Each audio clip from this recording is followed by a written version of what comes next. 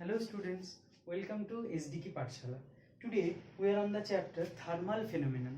So what is thermal phenomenon? Thermal phenomenon is a particular phenomenon which is caused by the therm or the thermal, that is by applying heat. So heat is a kind of energy. So whenever you apply heat to a particular substance, then there are several changes happens. Like in case of a ice cube, if we heat that ice cube melts. Okay, now if we heat a particular iron spoon, so its temperature increases. So these are all thermal phenomenon, because due to the thermal or due to the heat it expands, or due to the heat its temperature increases. So we can see thermal expansion. What is thermal expansion? Thermal expansion is seen when you heat a particular object. Like in that example where in class 7 or 6 you have learned that there is a gap left between the rail lines. Why the gap is left? Because of the heat. So whenever due to the friction, and in summertime when it heated up, then it expands, and to allow that expansion we need to give a gap, or we need to put a particular gap between the two rail lines. Okay, so now what is thermal expansion? Thermal expansion is a expansion which is caused by the heat. Now thermal expansion of different kind. So first, linear expansion. Linear expansion. What is linear expansion? Linear expansion, linear means in a particular line. So suppose there is a wire. So if we heat the wire, it will expand. Okay, so this kind of expansion, where the expansion is lengthwise, then it is known as linear expansion. It is known as linear expansion. Next, so what is coefficient of linear expansion? Suppose at theta 1 degree C, length of a particular substance or length of a rod is L1. Okay, and at theta 2 degree length is L2. Okay, now theta 1 is less than theta 2 and L2 is greater than L1. Okay, so what is the change? What is the change? So the change in length, will be L2 minus L1. Okay, now what is the fractional change?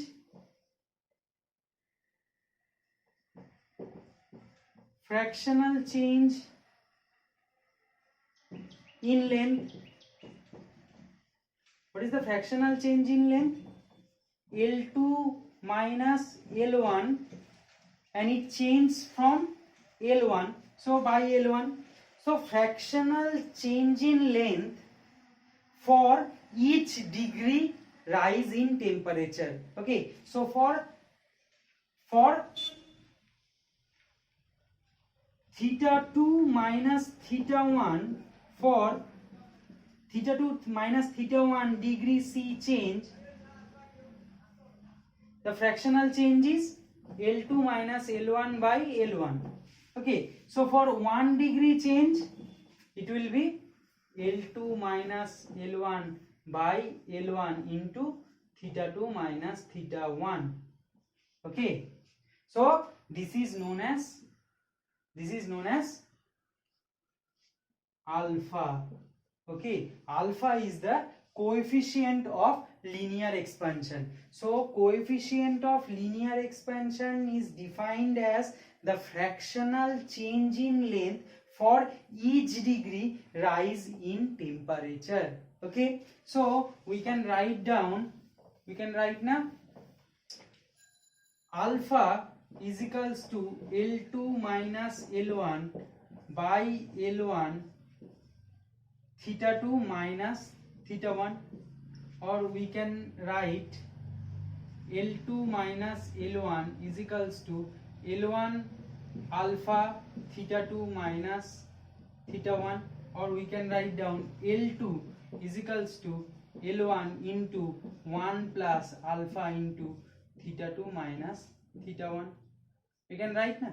Okay, so this alpha is known as the coefficient of linear expansion. Okay, now what is the unit of coefficient of linear expansion? Unit. Okay, unit. How to find out? L2 minus L1 is a change, so it is a change in length, so unit is length, so unit of length, and this is also of unit of length, so unit of length cancel out.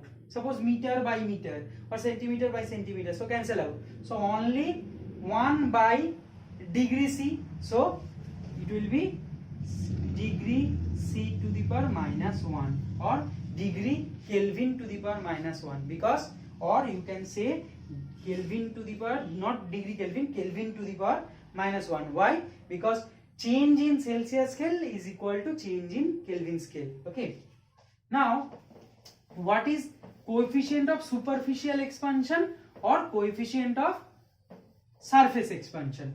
Okay, surface expansion or superficial expansion is an expansion of area. When you heat a blade or when you heat a particular wire, at that time its surface area also increases, because it is a kind of cylinder, so its surface area also increases, so that is the superficial expansion. So we can define superficial expansion. So beta is the coefficient of superficial expansion, is the fractional change in surface, fractional change in surface area. So let the previous surface area be S1 and the after surface area be S2. Okay, so S1, S2 minus S1 will be the change. So at theta 1 degrees that surface area is S1, and at theta 2 surface area is S2. Okay, so what is the fractional change in surface? S2 minus S1 by S1. And for what is the change? Theta 1 minus theta 2. So for per unit change we can write like this.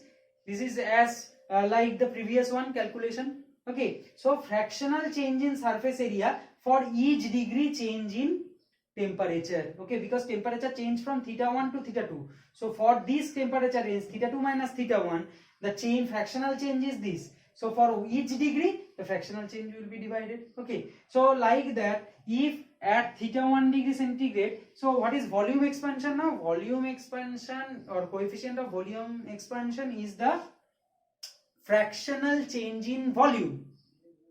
Fractional change in volume per degree rising in temperature, for each degree rising in temperature. Okay, fractional change in volume. Fractional change means this. So what is the fractional change? Like theta 1 degree volume is V1 and at theta 2 volume is V2. Obviously theta 2 is greater than theta 1, so V2 is greater than V1. So we can write down gamma is equals to the coefficient of volume expansion, can be written as V2 minus V1. This is the change. Now what is the fractional change? By V1, and for each degree rise, that is theta 2 minus theta 1. For theta 2 minus theta 1 degree, it rise, the fractional change is this. So for each degree it will be divided by the temperature. Okay, so this is the coefficient of linear expansion, coefficient of volume expansion, and coefficient of superficial expansion. And from this formula you will get to know what will be the, or if you know the volume expansion coefficient or linear expansion coefficient, then you can find out what will be the length or what will be the volume after a certain increase in temperature. Okay, next, what is the relation between alpha, beta and gamma? So the relation between alpha, beta and gamma is alpha is equals to beta by 2 is equals to gamma by 3. So this relation, how this relation come, this is not in your class. Okay, so this is in class 11, so there I will solve it, how the relation come. Okay, so you just need to remember this relation for this class only. Next, real expansion and apparent expansion of liquid. What do you mean by real expansion and apparent expansion? You can heat a solid, so you directly heat that solid. Now if you want to heat or if you want to give heat to a particular liquid, then what you need to do? You need to keep that liquid in a particular container. Suppose you have a liter of milk and you want to make some sweets, so that's why you need to make the milk condensed or make the milk thick. Okay, so due to that purpose you need to heat it. So how will you heat it? Okay, you will put that milk on the oven? No. What you will do, you will keep it in a particular vessel, and that vessel you will put into the gas. Okay, so whenever we heat a particular liquid, then we need to put it into a particular vessel. So if we calculate their expansion, then we need to calculate the expansion of that container also. Okay, so there are two expansion. One is real expansion and one is apparent expansion. Apparent expansion means what we look without the container. What we look actually without the container. Suppose the container is like this. Now if the milk is up to this portion, okay, now if we heat it, after some time the milk rises here, so we can see the apparent increase in volume is this. But is this? No, because there is a fractional change in the container itself, so the container will also increase in its volume. Okay, so that is known as, so when we calculate without the coefficient or without calculating the expansion of the container, then we will get the apparent expansion, and to get the real expansion we need to calculate the expansion of this container. Okay, so what is real expansion and what is apparent expansion? So fractional change in apparent volume. Fractional change in apparent volume for each degree rise in temperature. Okay, gamma, so it is gamma A. Okay, and what is real expansion coefficient?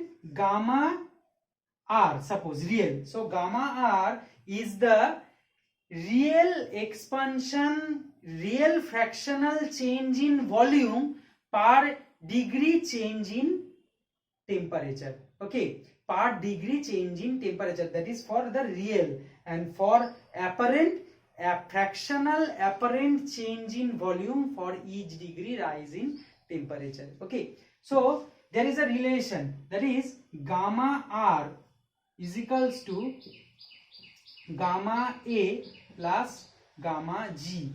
Okay, where gamma G is the coefficient of volume expansion of the material of the container. Coefficient of the volume expansion, coefficient of volume expansion of the container, of the material of the container. Okay, so gamma R real expansion is equals to gamma A plus gamma G. You need to calculate it, so you can get the coefficient of real expansion there. Okay, now we need to know about coefficient of volume expansion of gas. Coefficient of volume expansion of gas.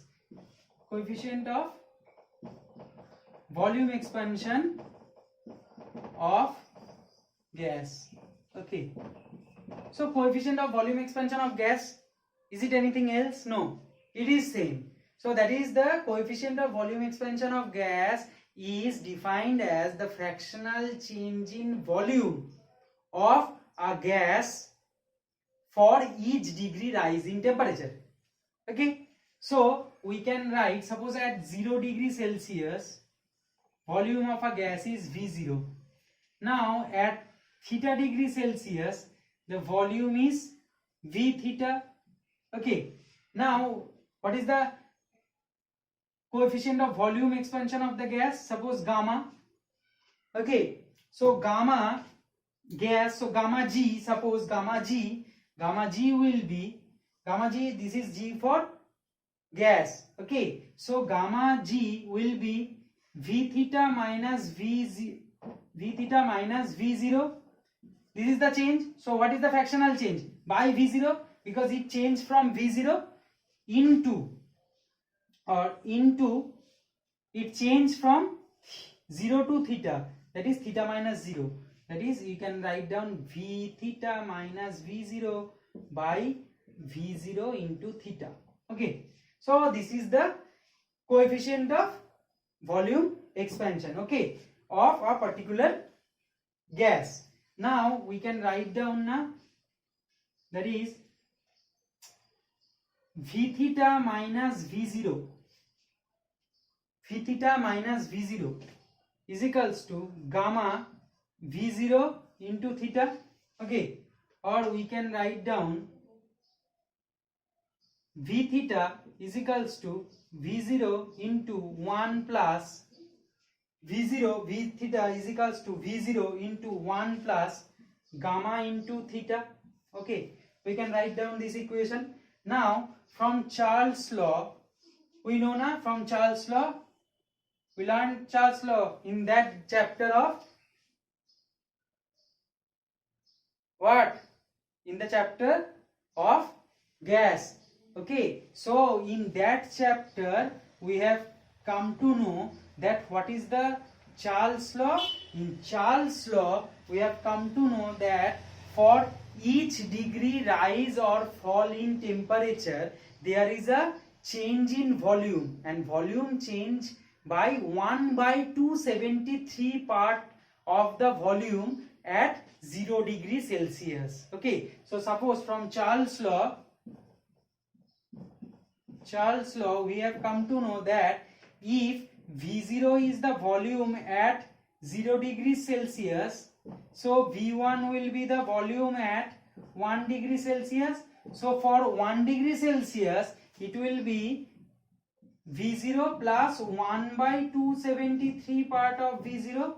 Like that, if V theta is the temperature at theta degree Celsius, then we can write down V theta is equals to V0 plus 1 by 273, and sorry, theta by 273. For 1 degree 1 by 273, for 2 degree 2 by 273. So for theta degree V0 273 into V0, or we can write down V0 into 1 plus theta by 273. Okay, now compare these two. V theta, V0, 1, 1, theta, so 1 by, so gamma will be equals to 1 by 273. So it is the coefficient of volume expansion in case of a gas. Coefficient of volume expansion in case of a gas. So from Charles' law and from comparing this equation, we'll come to know that gamma for gas is 1 by 273. Okay. Next, there is a question for you, that is, suppose you keep 2 chairs outside the room under the sun. So one is made up of wood, another is made up of aluminium, another is made up of plastic. So there are 3 chairs. Now if after 1 hour if you need to sit so at any of the chairs, then which chair you will choose?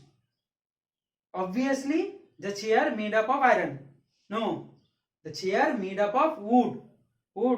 Yes, the chair made up of wood. Why? Because wood will take the heat but its temperature will not increase that much. Okay, now what is thermal conductivity?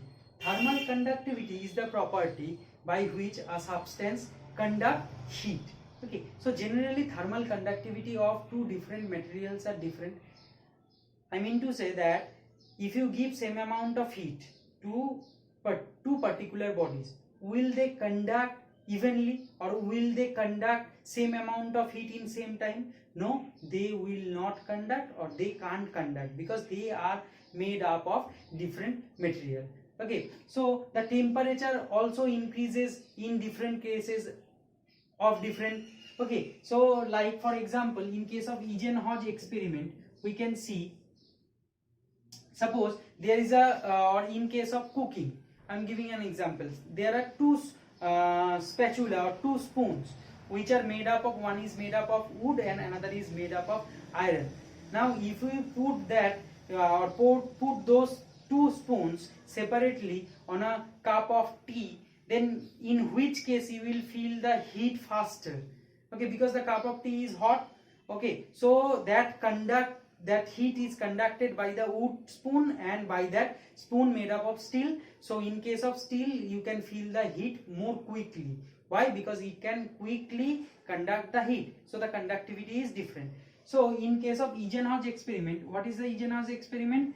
In Eisenhower experiment there is a tanker, or there is a tank, and there are three holes. By that three holes, three rods of same length having waxy outer coating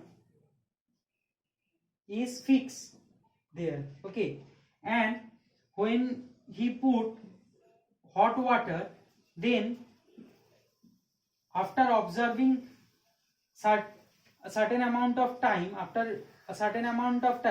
he observed that in this case the amount of wax that melted is different, like in this case here, in this case suppose here, and this case up to this. So here you will see that in these three cases the conduction is different. Same amount of heat is given, but still the wax melted differently, because this can conduct easily but it will not, it is not, and this somehow in the middle of these two, okay. So thermal conduction of different material are different, okay. So what is the coefficient of thermal conductivity? The coefficient of thermal conductivity, before going to coefficient of thermal conductivity, let us write, or let us see something. Suppose there is a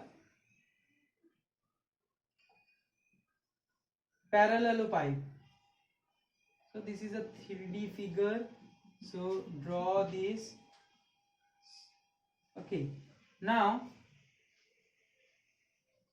suppose the temperature of this surface is theta1 and temperature of this surface is theta2. Suppose Q amount of heat is given to this surface, or Q amount of heat is going from this surface to that surface in time t, okay, and if the area of cross section is A and the length or the width is x, then we can see, or we can tell Q, the amount of heat conduct, is directly proportional to the temperature difference. So more the temperature difference, more heat will conduct from one to another. Like, so when you are hungry you can eat more, but when you are not, when you are full, then if you are provided with food, then you can't take that food more, okay, like that. If the temperature difference is more, then, or temperature difference is more, then more amount of heat can pass. If the temperature difference is less, then less amount of heat will pass from one surface to another surface. Then Q is directly proportional to the area of cross section. More will be the area, more amount of heat can pass. Q also proportional to the time. More will be the time, more amount of heat will pass from one surface to the opposite surface, and it is inversely proportional. Q is inversely proportional to the area of or to the width. Here width is x, so width, okay. Now because if the width is more, if the length is more, so it will take more time, or less amount of heat will pass from one surface to another surface in same amount of time. So from this we can write down Q, from the formula of joint variation we can write down Q proportional to theta1 theta2 minus theta1 into A into T by X, we can write, okay. So we can write Q is equals to, instead of proportionality sign, if you need to bring the equation sign, then we need to bring a constant. Let's bring a constant K here. So theta2 minus theta1 into A into T by X, and this constant is known as the coefficient of thermal conductivity. The coefficient of thermal conductivity. Okay, now let us find or let us define the coefficient of thermal conductivity. So the coefficient of thermal conductivity can be defined as if A is equals to 1, if okay, A equals to 1, x is equals to 1, t is equals to 1, and theta 2 minus theta 1 is equals to 1. That is, if the material is made up of, or if there is a unit cube, A1, area 1 and length is also 1. So if there is a unit cube of a particular material, and if the temperature of the opposite faces is 1, temperature difference is 1, and so in time t is equals to 1, that is in unit time, the amount of heat that pass from one surface to the opposite surface is known as the, or is numerically equal to the coefficient of the thermal conductivity. Or we can say, if there is a unit cube whose two opposite surfaces are at a temperature difference of 1 degree or unit temperature difference, then the amount of heat that will pass from one surface to the opposite surface in unit time is known as the, or is numerically equal to the coefficient of thermal conductivity. Okay, that is equals to known as the coefficient of thermal conductivity. So we can write down, so what will be the unit of K? So unit of K is equals to Q x by theta 2 minus theta 1 into A into T. Now what is Q in SI system? What is the value of Q? Joule. Okay, and this is suppose meter, x in meter. Next, theta 2 minus theta 1 Kelvin, and what is the area? Suppose m square and T is second, so m cancel out, so m. So we can write down joule second to the power minus 1, meter to the power minus 1, Kelvin to the power minus 1. Or we can write down joule per second is watt, so W meter to the power minus 1, Kelvin to the power minus 1. That is meter inverse, Kelvin inverse is the coefficient, or is the SI unit of coefficient of thermal conductivity. Coefficient of thermal conductivity. Okay. Now let us write something, that is K. From this equation we can write down a Q by T is equals to K into theta 2 minus theta 1 into A by X. Now Q by T is thermal current. On analogy, if we write in that chapter, in the chapter of current, electrical current, there is a relation that V2 minus V1 is equals to I into R, where R is the resistance, I is the current, and V2 minus V1 is the potential difference. So from here we can write down I is equals to V2 minus V1 by R. So R can be written as V2 minus V1, R can be written as rho L by A. A is the area and L is the length, area of cross section. So from here we can also write down K theta 2, or not K, theta 2 minus theta 1 into K x by A into 1 by K. Okay, we can write down now. So this is thermal current. Thermal current, and this is electrical current. Okay, so this is thermal current, this is electrical current. So from this analogy, what you can write down? You can write down thermal resistance.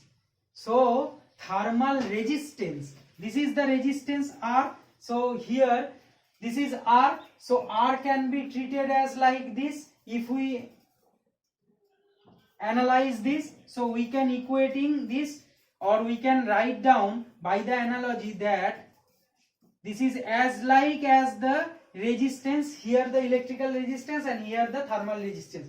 So thermal resistance can be written as X by A into 1 by K. So this is the thermal resistance. Okay, so this is the thermal resistance.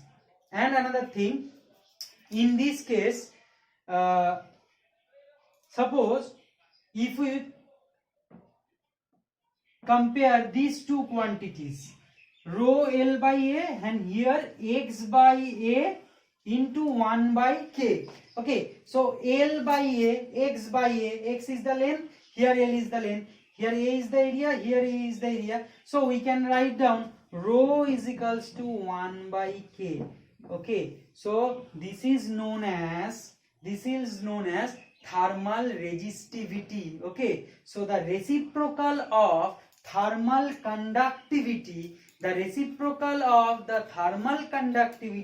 is known as thermal resistivity. So from this analogy we will come to know that thermal resistance will be X by A into 1 by K, and thermal conductivity, resistivity is the reciprocal of thermal conductivity, and we can easily find out the unit of them, A. So meter, and this is meter square, so 1 by meter square and 1 by K, and unit of K you know. Okay, so from there you can find out their unit also. Okay, so this is all for this chapter. So if you have any query, then you can put that query in the comment box below, and if you not subscribe my channel yet, then do subscribe the channel and press the bell icon, so that as soon as I put some videos there, and you can get notified. Okay, and for next chapter for next video, in my next video we will solve few numericals on this chapter. Okay, thank you students.